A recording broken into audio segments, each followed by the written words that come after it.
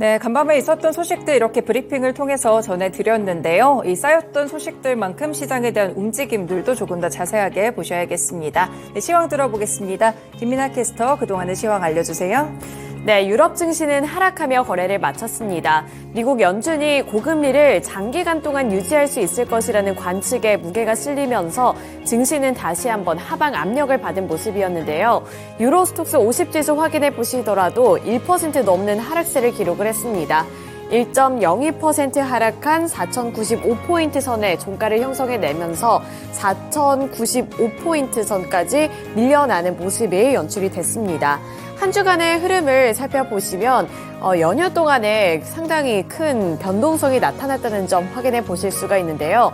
금요일 시장에서 그나마 반등해주는 흐름이 나타났습니다만 이번 주가 시작이 되면서 이렇게 하락하는 모습이 나타났다는 점 확인해 보셔야겠습니다. 우선 미국채 10년물 금리가 오름폭을 확대해 나가고 있는 상황인데요. 지난달 후반부에 국채 금리가 10년물 국채 금리가 4.5%를 돌파한 이후 계속 오르고 있는 추세입니다. 이 10년물 국채 금리는 장중에 4.7%까지 오르면서 지난 2007년 이후에 최고치를 기록하기도 했는데요. 이 미국 채권 시장에서는 매도세가 거세지고 있다는 점에도 시장은 주목을 했습니다. 따라서 채권 매도로 인해 미국의 주가지수 선물이 하락을 했고 그 여파가 유럽 증시에도 하방 압력을 가했다는 풀이가 나타나고 있는 상황이라서요. 이러한 부분들이 앞으로는 어떠한 영향력을 줄지도 함께 체크해 보시면 되겠습니다. 또 미국 노동부의 졸츠 보고서에 따르면 지난 8월 채용 공고가 961만 건을 기록을 했는데 이는 예상치를 대폭 웃도는 수준입니다. 따라서 고금리가 장기화될 수도 있다라는 관측에 무게가 실리고 있다는 점도 체크 포인트로 둬보셔야겠습니다. 네, 국제 유가 살펴보도록 하겠습니다. 국제 유가는 0.7%로 소폭 반등해줬습니다. 89.45달러의 거래를 마치는 모습이었고요. 마찬가지로 연휴 동안의 흐름 한번 살펴보도록 하겠습니다. 지난주 화요일부터 이제 한 주간 이번 주가 시작이 되기 전까지도 하락하는 추세가 나타났고요. 이후에 월요일 시장에서부터 어제 시장까지도 줄줄이 하락하는 흐름이 잠시 나타났습니다. 이렇게 국제유가, 치솟던 국제유가가 하락하나 했는데 이번에 이렇게 다시 한번 소폭 반등해주는 움직임이 나타났고요. 원유 선물 같은 경우에도 0.7%가량 오르는 모습으로 거래를 마쳤습니다. 이 공급 부족 우려가 지속이 되고 있는 영향인데 로이터 조사에 따르면 사우디아라비아는 아시아에 대한 아랍 라이트 원유의 11월 공식 판매 가격을 5개월 연속으로 인상할 것으로 풀이가 되고 있습니다. 지속적으로 공급 부족 현상이 나타날 것이다. 이러한 전망과 더불어서 판매 가격이 인상이 될 것이다 라는 전망까지 제시가 되면서 이렇게 소폭 반등해줬다는 점도 확인해 보셔야겠습니다. 네, 이렇게 원유 선물 가격 흐름과 함께 유럽 증시 마감 상황 들어봤고요. 이어서 미국 증시 마감 상황은 SH인베스트먼트 김선영 연구원 통해서 들어보도록 하겠습니다. 연구원님 안녕하세요. 네, 안녕하십니까. 네, 한국은 긴 연휴가 있었습니다. 그동안 미국 증시 흐름은 어땠을지 궁금한데요. 미국 증시 마감 상황 전달해 주시죠. 예, 미국의 국채금리 급등세가 지속이 되면서 오늘 뉴욕 증시는 3대 주식가 모두 하락했던 가운데 지수별로 다우존스는 1.29%, S&P 500은 1.37, 나스닥은 1.87, 러셀 2000은 1.69%의 약세를 보였습니다. 10년 만기 국채와 30년 만기 국채금리가 전일에 이어 오늘도 16년 만에 최고 수준을 지속하면서 이것이 미국 달러화의 강세를 이끌면서 향후 기업들의 수익성 악화에 대한 우려가 높아진 하루였는데요. 여기에 미국이 중국에 수출할 수 있는 반도체 장비와 AI용 반도체 칩에 대한 추가 규제 조치를 조만간 발표할 것이라는 보도가 양국 간 긴장감을 증폭시킬 것이라는 우려로 이어지면서 시장에 추가적인 부담을 가했습니다. 로이터 통신은 미국의 당국자들을 인용해 조 바이든 행정부가 빠르면 이달 초 중국에 대한 반도체 장비와 AI용 칩 수출을 억제하는 조치를 갱신할 수 있다고 중국 측이 예고했다면서 이것은 지난해 10월 7일에 미국 상무부가 이에 대한 수출을 제한하는 조치를 내놓은 후 갱신하는 것이며 최근 중국 화웨이가 미국의 수출 규제를 뚫고 첨단 반도체를 탑재한 스마트폰을 출시하는 등 여러 움직임을 보이자 견제를 강화하려는 것으로 해석하고 있습니다. 오늘 특징 종목들을 보면 증권사 에버코어가 내년 매출 증가 가능성을 이유로 투자 의견을 중립에서 시장 수익률 상회로 높인 데 따라 안경 소매체인인 와비파커가 3.4% 상승했던 반면 증권사 키뱅크가 포스트 팬데믹 이후 복수 여행으로 급증한 휴가 여행이 감소할 것이라면서 투자 의견을 매수해서 중립으로 낮추고 목표 주가를 138달러를 제시했다는 소식으로 에어비앤비는 6.47% 하락했으며 오늘 유틸리티를 제외한 전업종이 하락한 가운데 벤치마크인 10년 만기 국채금리는 전일 대비 크게 상승한 4.802%, 달러 인덱스는 0.15%가 상승해 지난 10년 내 최고 수준을 기록하고 있습니다. 연방준비제도가 가파르게 올린 기준금리가 미국 기업들의 실적에 드디어 압박으로 작용하기 시작했다고 골드만삭스가 분석했습니다. 골드만은 S&P 500에 포함된 기업들의 차입 비용이 전년 대비 기준 지난 20년 가운데 가장 큰 폭으로 증가했다면서 현재 금리 수준이 더 지속된다면 기업들이 레버러지를 일으키는데 부담이 커지고 장기 수익성도 악화될 것이라고 지적했습니다. 골드만은 지난 수십 년간 S&P 500 기업들의 자기 자본 이익률, 즉 ROE가 전반적으로 8.8%포인트 증가하는 동안 금리 하락과 레버리지 확대는 약 5분의 1을 기여했다면서 새로운 고금리 장기화 금리 환경에서는 S&P 500의 ROE의 가장 핵심적인 리스크는 더 높은 이자 비용과 낮은 레버리지일 것이라면서 S&P 500의 수익성 또한 금융업종을 제외하면 2022년 2분기에 고점을 기록한 후 지속해서 하락하는 추세라면서 경기 둔화에 대한 우려로 기준금리 인상 전망이 약해지는 내년에는 ROE가 안정될 것이라고 내다보고 있습니다. 미국 민간 기업의 구인 건수가 4개월 만에 다시 증가세를 나타냈다는 뉴스가 오늘 국채금리의 상승을 이끌었습니다. 노동부가 공개한 구인 이직 보고서 졸트에 따르면 지난 8월 미국 내 민간 기업들의 구인 건수는 960만 건으로 나타나 시장 예상치였던 880만 건을 웃돌았고 최근 3개월 연속 감소해서 증가세로 전환됐습니다. 구체적으로 8월 채용은 590만 건으로 전달과 거의 변동이 없었고 전체 고용에서 차지하는 채용 비율을 나타내는 고용률은 3.7%로 전달과 비슷했으며 퇴직 역시 570만 건으로 변동이 없었으며 퇴직률도 3.6%로 전달의 3.5%보다 소폭 올랐고 특히 자발적 퇴직은 360만 건으로 전달의 354만 건과 거의 동일한 수준을 유지한 데다가 임금 부담은 커지지 않았다는 분석입니다. 유럽에서 광고 없이 월별 이용료를 지불하는 인스타그램과 페이스북 모델을 출시할 것이라고 밝힌 메타 플랫폼의 주가가 오늘 1.9% 하락해 300달러 94센트 거래를 마쳤습니다. 메타는 개인화된 광고를 사용자가 거부할 수 있도록 하라는 유럽연합 규제당국의 요구에 맞춰 이 같은 대안을 EU 측에 제시했으며 광고 없는 서비스에 대한 이용 가격은 데스크탑의 경우 페이스북이나 인스타그램 계정에서 한 달에 10유로이며 추가 연결 계정당 6유로가 추가되고 모바일 장치당 이용료는 인앱 결제로 기본으로 13유로까지 올라가게 될 것으로 알려지고 있습니다. 마지막으로 내일은 고용 관련 업체 ADP사의 9월 미국 내 민간 부분 고용이 발표되며 시장 예상은 전달 대비 소폭 감소한 15만 건이고 이어 전미 공급관리자협회 ISM의 9월 서비스업 PMI가 발표되고 시장 예상은 53.7이며 모기지은행협회의 주간 모기지 신청 건수, 상무부의 8월 공장 주문, 에너지청의 주간 원유 재고, S&P 글로벌의 9월 서비스업 PMI가 발표되고 헬렌 오브 트로이 리미티드, 리소시스 커넥션, 틸레이 브랜즈, RPM 인터내셔널이 지난 분기 실적을 발표하게 됩니다. 네, 이렇게 미국 증시 마감 상황까지 함께 들어봤습니다. 오늘 말씀 고맙습니다. 네, 감사합니다. 네, 유럽 증시에 이어서 미국 증시까지 함께 마감 상황 들어봤습니다.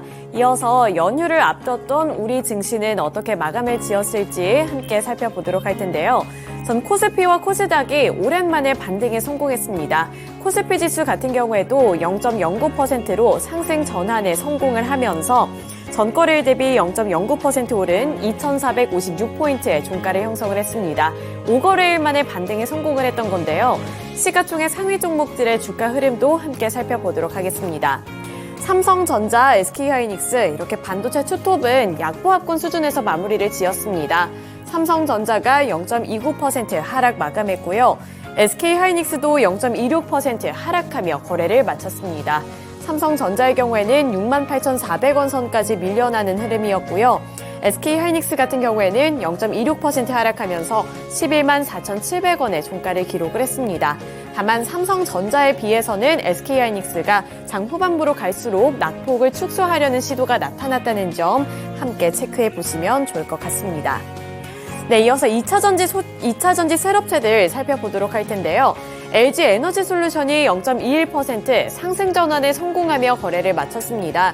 LG 에너지솔루션 확인해 보시면 장 초반 그리고 중반부까지만 하더라도 지지부진한 주가 흐름을 나타냈었는데 장 막판에 이렇게 급등을 해주면서 0.21% 상승한 이 상승 전환에 성공하는 모습이 연출이 됐다는 점도 확인해 보시면 좋을 것 같고요. 삼성 SDI는 1.92% 하락 마감했습니다.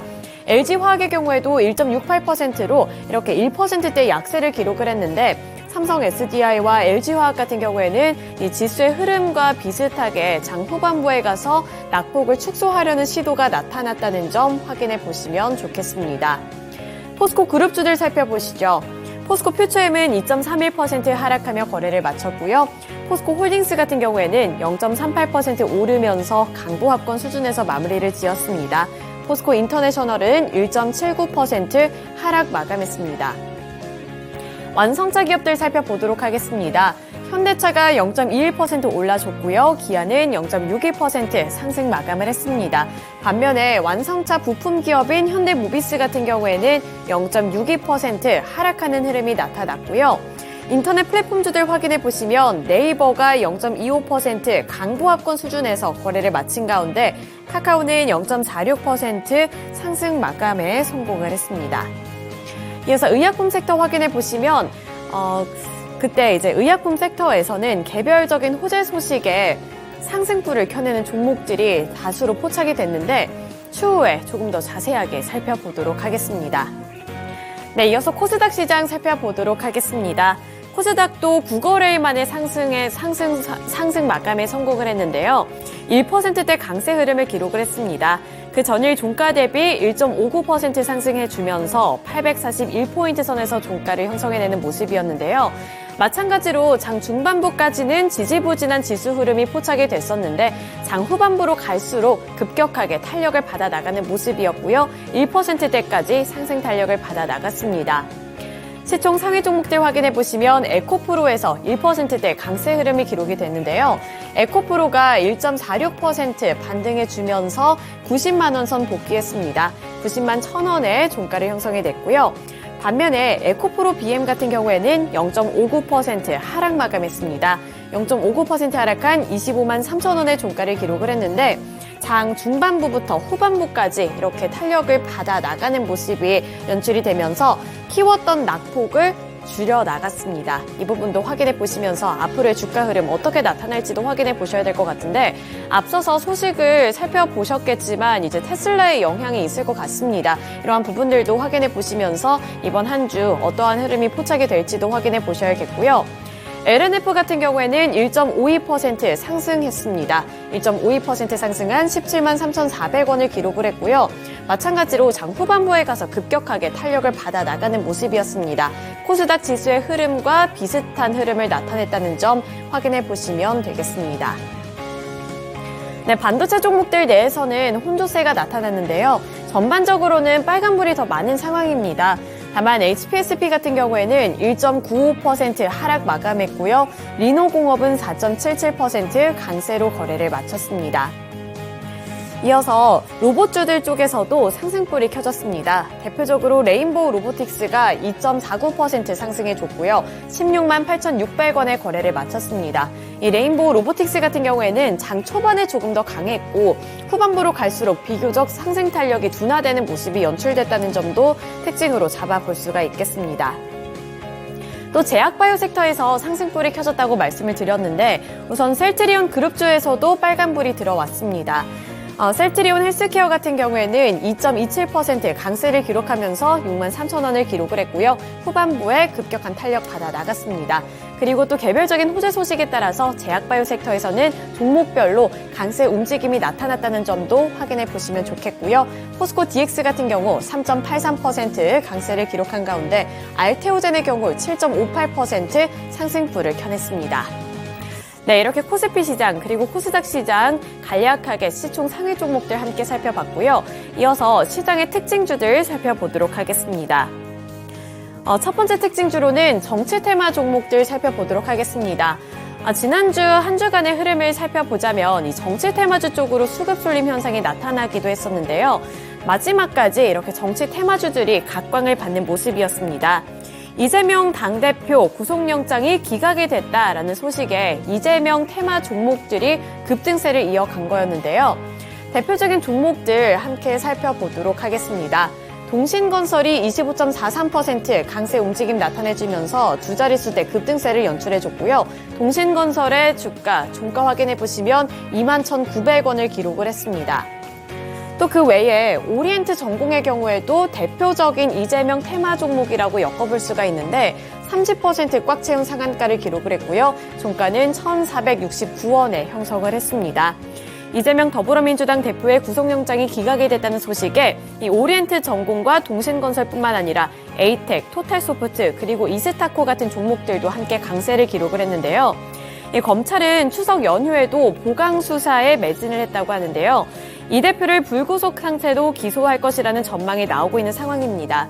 이 적용된 혐의가 세 가지나 되고 또 각각에 대한 법원 판단도 다르기 때문에 어떻게 처리할지 이 부분이 관건이 될 것 같은데요. 이러한 부분들은 주가에 어떤 영향을 주게 될지도 이번 한 주 확인해 보시면 도움이 되겠습니다. 네, 이어서 제약바이오 섹터에서 대웅제약이랑 대웅그룹주들 살펴보도록 하겠습니다. 대표적으로 대웅제약의 주가 흐름 함께 살펴보도록 할 텐데요. 대웅제약이 10.16% 상승했습니다. 11만 2,800원의 종가를 기록을 했는데 이 대웅그룹주 같은 경우에는 겹호재 소식이 있었습니다. 그중에 가장 컸던 이슈는 나보타의 매출 호조에 있었는데요. 대웅제약의 보톨리늄 톡신 제제인 나보타의 올 상반기 매출액이 753억 원을 기록하면서 역대 최대치를 기록을 했다고 하는데요. 이 추세가 이어질 경우 지난해 1,420억 원 이상으로 올해 연간 최대 실적 달성도 가능할 전망이라는 풀이가 제시가 되면서 대웅그룹주 쪽으로도 수급이 들어왔습니다. 대표적으로 대웅제약이 10%대 강세를 나타냈다는 점 보셔야겠습니다.